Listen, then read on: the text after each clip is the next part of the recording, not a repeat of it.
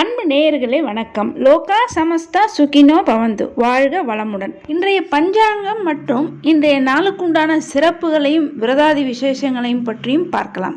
வியாழக்கிழமை ஜூலை 4ஆம் நாள், குரோதி ஆண்டு ஆணி 20ஆம் நாள். இன்றைய திதி தேய்பிறை சதுர்தசி திதி. இன்றைய நட்சத்திரம் மிருகசீரிட நட்சத்திரம். இன்று யோகம் முழுவதுமாக நாள் முழுவதும் யோகம் நன்றாக இல்லை. இன்றைய சந்திராஷ்டமம் துலாம் ராசிக்காரர்களுக்கு மாலை 4:55 வரை சந்திராஷ்டமம். அதன் பிறகு மாலை 4:55 முதல் விருச்சிக ராசிக்காரர்களுக்கு சந்திராஷ்டமம் ஆரம்பமாகிறது. இன்றைய ராகுகாலம் நண்பகல் 1:30 முதல் மாலை 3 வரை. யமகண்டம் காலை 6 முதல் 7:30 வரை. கூலிகை காலை 9 முதல் 10:30 வரை. இன்றைய நல்ல நேரம் காலை 9 முதல் நண்பகல் 12 வரை, மாலை 4 முதல் 7 வரை, இரவு 8 முதல் 9 வரை. இன்றைய கிரக நிலவரம்: மேஷத்தில் செவ்வாய், ரிஷபத்தில் குரு சந்திரன், மிதுனத்தில் சூரியன் சுக்கிரன். சந்திர பகவான் இன்று மாலை 4:55 ரிஷப ராசியிலிருந்து மிதுன ராசிக்கு பெயர்ச்சியாகி விடுவார். கடகத்தில் புதன், கன்னியில் கேது, கும்பத்தில் சனி, மீனத்தில் ராகு. இனி இன்றைய நாளுக்குண்டான விரதாதி விசேஷங்களை பற்றியும் இன்றைய நாளில் அவசியம் சொல்ல வேண்டிய ஒரு முக்கியமான அனைவருக்குமே பயனுள்ள ஒரு மந்திரத்தை பற்றி தான் இந்த பதிவினில் நாம் பார்க்கவிருக்கிறோம். இன்றைய தினம் தேய்பிறை சதுர்தசி திதி, அதாவது மாத சிவராத்திரி. இன்றைய தினம் நாள் முழுவதும் சுபகாரியங்களை முற்றிலும் தவிர்க்க வேண்டும். அவ்வாறு இன்றைய நாளில் செய்யக்கூடிய எந்த ஒரு காரியங்களாக இருந்தாலும் அது நிச்சயம் வெற்றியை தராது. தினமும் அன்றாடம் செய்யக்கூடிய பணிகளை நீங்கள் தொடர்ந்து செய்யலாம். புதிதாக நீங்கள் செய்யக்கூடிய எந்த ஒரு காரியங்களாக இருந்தாலும், சுப காரியங்களாக இருந்தாலும் அதை இன்றைய நாளில் முழுவதுமாக தவிர்ப்பது நல்லது. மேலும் இன்றைய நாளில் பஞ்சாங்கத்தில் மிருத்யு என்று போடப்பட்டிருக்கும். அதாவது இன்றைய நாளில் தூரதேச பிரயாணங்களை தொடங்கக்கூடாது. ஏற்கனவே தொடங்கி நடந்து கொண்டிருக்கும் பிரயாணங்களுக்கு எந்த ஒரு தோஷமும் கிடையாது. ஏதாவது ஒரு காரணத்திற்காக இன்றைய தினம் அவசியம் நீங்கள் பிரயாணத்தை மேற்கொள்வதாக இருந்தால் சூரிய உதயத்திற்கு முன்பாகவே நீங்கள் உங்களுடைய பிரயாணத்தை தொடங்கிவிட வேண்டும். எனவே இன்றைய நாளில் பிரயாணங்கள், சுபகாரியங்கள் அனைத்தையும் முற்றிலும் தவிர்க்க வேண்டும். அவ்வாறு செய்தால் இன்றைய நாளில் செய்யக்கூடிய எந்த ஒரு காரியங்களாக இருந்தாலும் அது நிச்சயம் வெற்றியை தராது. இன்றைய தினம் மாத சிவராத்திரி.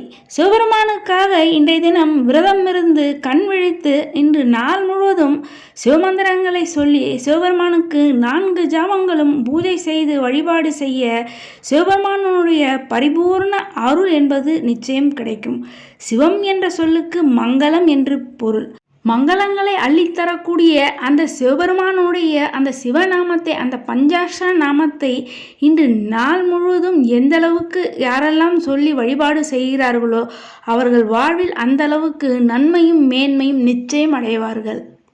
ஒவ்வொரு மாதமும் வருகின்ற மாத சிவராத்திரி அன்றைய தினம் சிவபெருமானை நினைத்து விரதமிருந்து வழிபாடு செய்பவர்களுக்கு நிச்சயம் அவர்கள் நினைத்த காரியம் என்பது கைகூடும்.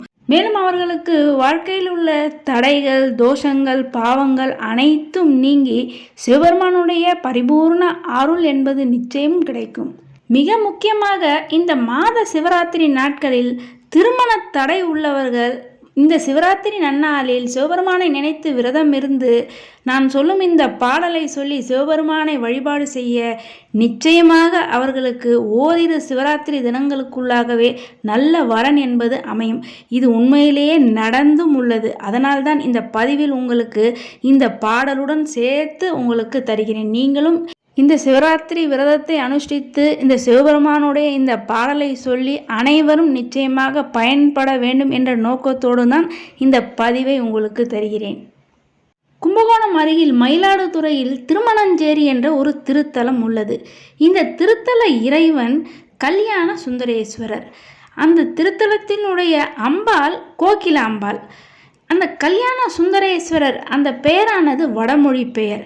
அந்த கல்யாண சுந்தரேஸ்வரருக்கு உண்டான தமிழ் பெயர் என்னவென்றால் மணவாள நாயகர்.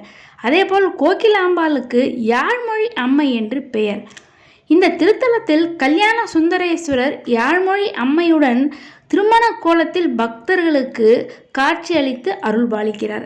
வெகு நாட்களாயும் திருமணம் நடக்கவில்லை, திருமண தடை உள்ளது, அதாவது தோஷங்கள் உள்ளது, எந்த பரிகாரம் செய்தும் எதுவுமே எங்களுக்கு நிறைவேறவில்லை என்று இருப்பவர்கள் ஒருமுறை இந்த திருமணஞ்சேரி திருத்தலத்திற்கு சென்று, அதுவும் இந்த சிவராத்திரி நாட்களில் அங்கு நடைபெறும் ஈசனுக்கு நடைபெறும் அபிஷேக ஆராதனைகளை எல்லாம் நீங்கள் கண்குளிர கண்டு தரிசனம் செய்து, நான் சொல்லும் இந்த பாடலை மனமுருகி அந்த திருத்தலத்திலேயே ஒருமுறை இறைவனை நினைந்து நீங்கள் சொல்லி, பிறகு தினமும் நீங்கள் உங்கள் வீட்டில் மாலையில் அந்த பிரதோஷ வேளையில் மன நம்பிக்கையுடன் மன உறுதியுடன் தினமும் யாரெல்லாம் இந்த பாடலை சொல்லி வழிபாடு செய்கிறார்களோ, நிச்சயமாக 1 அல்லது 2 சிவராத்திரி தினங்களுக்குள்ளாகவே அவர்களுக்கு நல்ல வரன், அதாவது மனம் போல் அவர்களுக்கு வரன் அமைந்து விரைவிலேயே நல்ல மன வாழ்க்கை என்பது நடைபெறும். இதுவும் நிச்சயமாக உண்மையிலேயே நடந்த சம்பவம். இதை பயன்படுத்தி பலர் பலனடைந்துள்ளார்கள். அதனால்தான் நானும் உங்களுக்கு இந்த பதிவினில் இதை பற்றி சொல்கிறேன். இந்த திருத்தல இறைவனை, அதாவது திருமணஞ்சேரி கல்யாண சுந்தரேஸ்வரை மனமார பிரார்த்தனை செய்து கொண்டு நம்பிக்கையுடன் இந்த திருத்தலத்திற்கு வருபவர்களுக்கு நிச்சயம் விரைவில் நல்ல மனவாள, நல்ல வரன், மனம் போல் மன வாழ்க்கையை நிச்சயமாக அந்த கல்யாண சுந்தரேஸ்வரர் அமைய செய்வார். எப்பேற்பட்ட தோஷங்கள், திருமண தடைகள் இருந்தாலும் அவை அனைத்தும் நீங்கி விரைவிலேயே நல்ல வரன் அமைந்து நல்ல மன வாழ்க்கை அமைவதற்காக இந்த சிவராத்திரி நாட்களில் சொல்ல வேண்டிய அந்த சக்தி வாய்ந்த தேவார பாடலை இப்போ நீங்கள் ஸ்க்ரீனில் பார்க்கலாம்.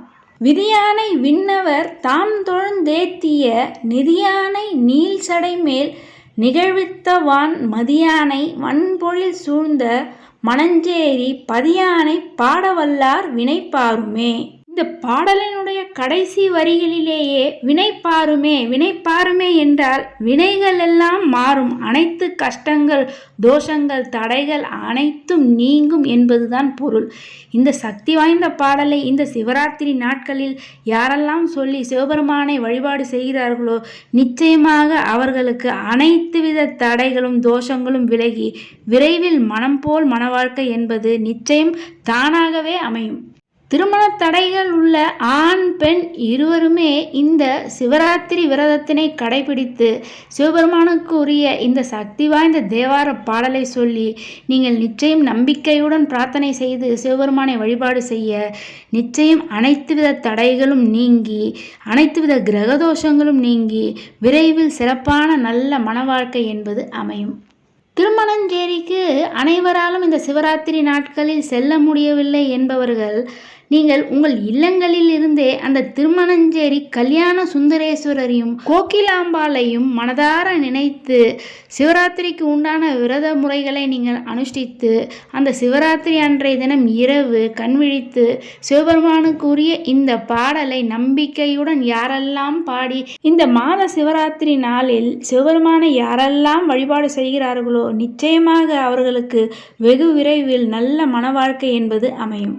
மாத சிவராத்திரி விரதத்தை கடைபிடிப்போர் முதல் நாளில் இருந்தே, அதாவது முதல் நாள் ஒரு பொழுது மட்டும் உணவு உண்டு சிவராத்திரி முழுவதும் உபவாசம் இருந்து அன்று நாள் முழுவதும் சிவசிந்தனையுடன் கண்விழித்து அன்று நாள் முழுவதும் சிவநாமத்தை தொடர்ந்து ஜெபித்து கொண்டு 4 ஜாமங்களும் சிவ வழிபாடு செய்து மறுநாள் காலையில் நீராடி சிவபெருமானை தரிசனம் செய்து அடியார்களுக்கு சிவனடியார்களுக்கு உணவு அளித்து அதன் பிறகு இந்த மாத சிவராத்திரி விரதத்தை நிறைவு செய்தல் வேண்டும்.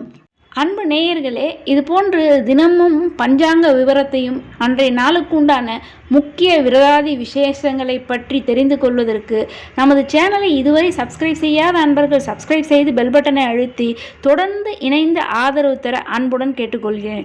மேலும் இந்த பதிவை மற்றவர்களும் கேட்டு பயனடையும் வகையில் அனைவருக்குமே இந்த பதிவினை ஷேர் செய்து தொடர்ந்து இணைந்திருக்க அன்புடன் கேட்டுக்கொள்கிறேன். நன்றி.